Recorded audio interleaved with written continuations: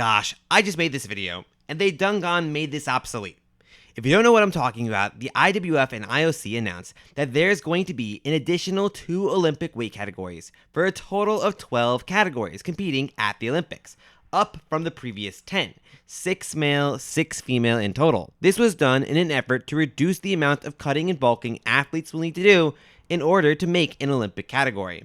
Though this opens up a Pandora-sized box of questions, the biggest one being, what are the Olympic classes going to be, of which we don't know, and they have until the end of the year to decide. I think I know what most of you are probably thinking, the 94 kilo class. Remember I mentioned in the previous video that they originally designated a 98 kilo class, but upon realizing that there are only going to be 5 Olympic classes, they changed it to be a 94 kilo class. With 6 categories, the distribution of weight classes works out better if there is a 98 kilo class instead of a 94 kilo class.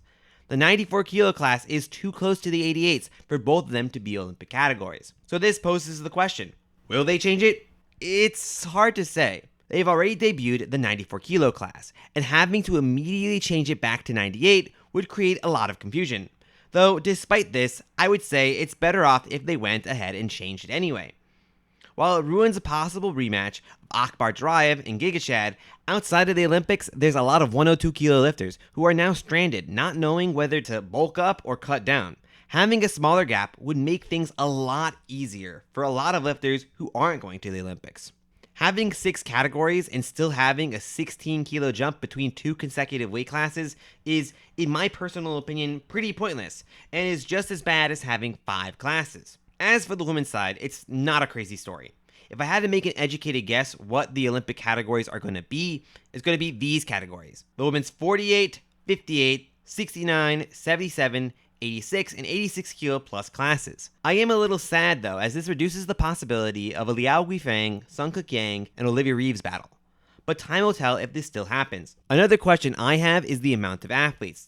Despite getting more classes, the amount of athletes is the same as it was in Paris, with 120 lifters in total, 60 per gender, now 10 per class. But we don't know how many of them are going to be traditional versus non-traditional spots, i.e. spots like host spots, universality, refugee, and continental spots. If I had to guess, it's probably going to be 8 traditional spots and 2 non-traditional spots per category, meaning in total that we will have less traditional spots and more non-traditional spots than in Paris. That means that it's going to be harder for each and every single Olympian to qualify, as you now need to make the top 8 in the world instead of the top 10. We also don't know if they're going to increase the amount of lifters from the same country.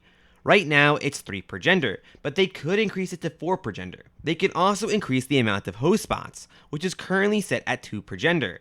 I know some countries would really love that.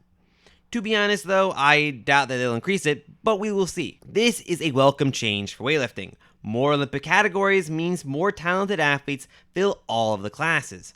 It gives more options for lifters to qualify, as gives fans more of a reason to watch all of the categories. But it's also something more significant. For a good time, weightlifting has been on the chopping block of the Olympics. But this change signifies that it may be off that block. If it is indeed the case, we may see an Olympics in 2032 with not only more classes, but more lifters. This is great news for the sport, and I'll make another video about the Olympic categories when they are announced. What are your thoughts? Let me know about the 6 Olympic categories you want to see in LA.